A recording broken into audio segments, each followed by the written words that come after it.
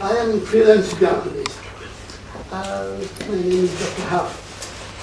Does that mean that the whole world cannot do anything against this genocide in Gaza? The whole world can do a lot, but the whole world isn't doing it. That's the point. There are a great many things that we could do if we set our minds to it. We could, for example, impose economic sanctions on Israel, for which I have called now for very many years, because their very high standard of living, including the very high standard of living of the settlers, is based on handouts from the United States. The Israeli state's economy is an economy which is propped up. We in the European Union could do a very great deal more. Jeremy, please come and sit at the table. We in the European Union could do a great deal more in pressure and in trade agreements. So yes, we can do things. My colleague in the House of Commons, not that I'm saying my other colleagues don't do it, but my colleague Phyllis Starkey has taken a particular initiative with regard to European trade agreements. So yes, there's lots we can do, but unfortunately not much of it is being done. And when we met the Secretary General of the Arab League, Abu Musa, in Cairo, he said something which isn't often said, but I think it's about time it was said, and that was about President Obama. President Obama went to Cairo. President Obama went to Cairo and made a fine speech about the need for peace in the Middle East. But President Obama talked the talk. But he, of all the people in the entire world, could actually do something about this in a way that the rest of us can't do. But he's not doing it. Yes, sir, and then we'll conclude. Mr. Kaufman, as you said, you are a Jew. How do you describe that war between Israel and Palestine? Is it a war for the land, or do you think this is a crusade, as Mr. George Bush said?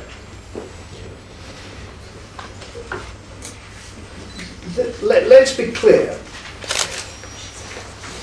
Israel hasn't had a war with Palestine in the way that Israel had a war with Egypt, several wars, or with Jordan, or with Syria, nor is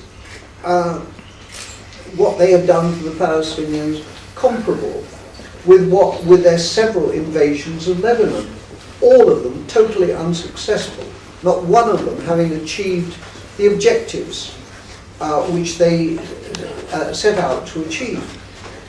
Nobody around this table, nobody in our delegation would exonerate Palestinians from things they have done which are not acceptable and which are wrong.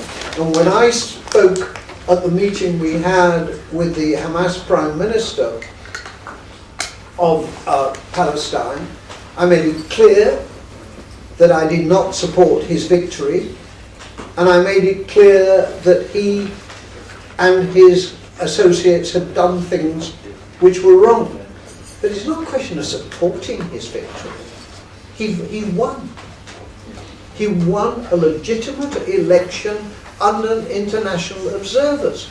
And it's not for, I quoted,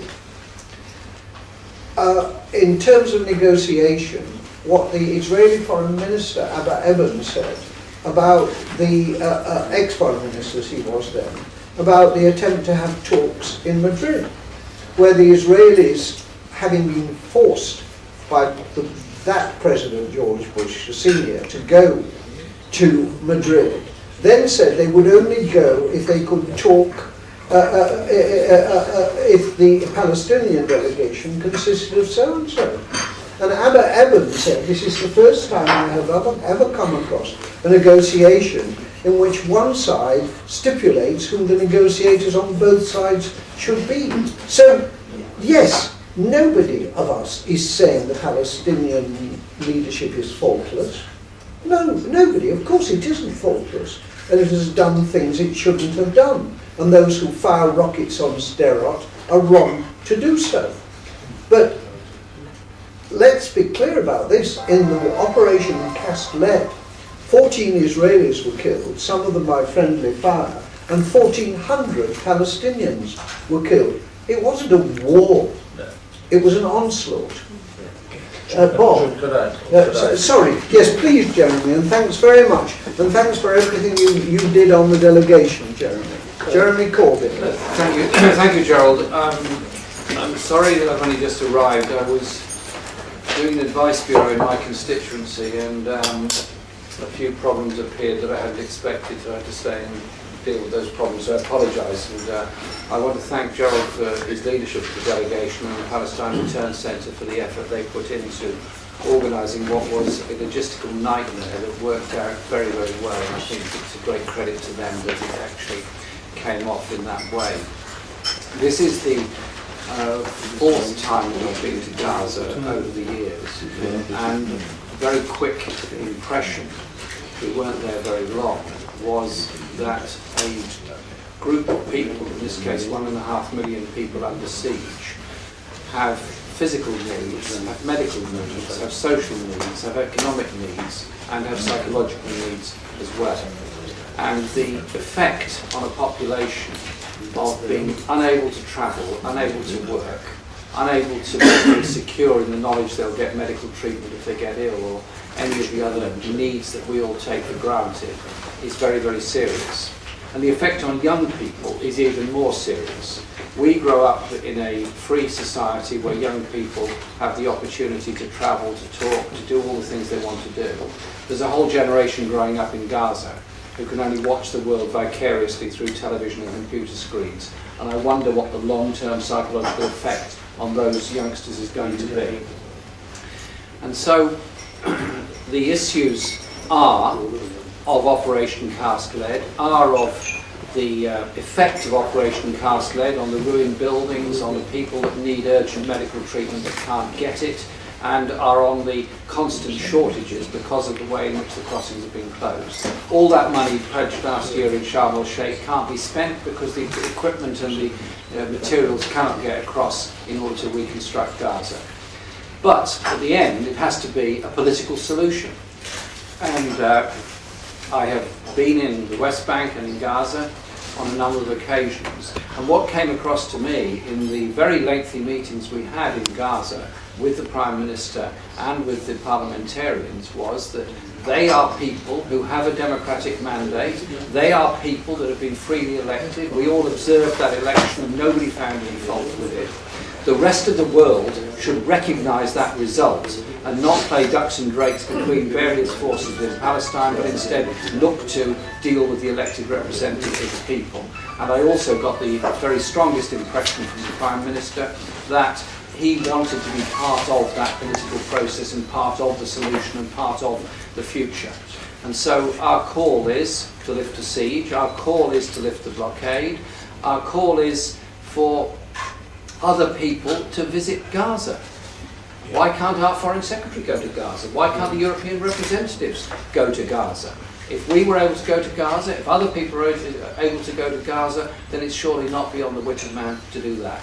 The long-term implications of keeping 1.5 million people in prison and in poverty and in misery is a greater and greater danger to the whole peace of the entire region. And it actually doesn't bring about peace or security for Israel. What it brings about in Israel is a sense of national psychosis about the whole situation there. And so I thought the visit was extremely valuable, and we are very determined, 60 parliamentarians in 13 countries, to pressurise our governments to end the siege of Gaza, to end the blockade of Gaza, give support for those people, but above all be serious about a political solution that involves recognition of the Palestinian people and their long-cherished right to be able to live in peace, in freedom, in their place in the rest of the world. And that is the message that I picked up very strongly from Gaza. Those people need our support, need our help, and need our solidarity.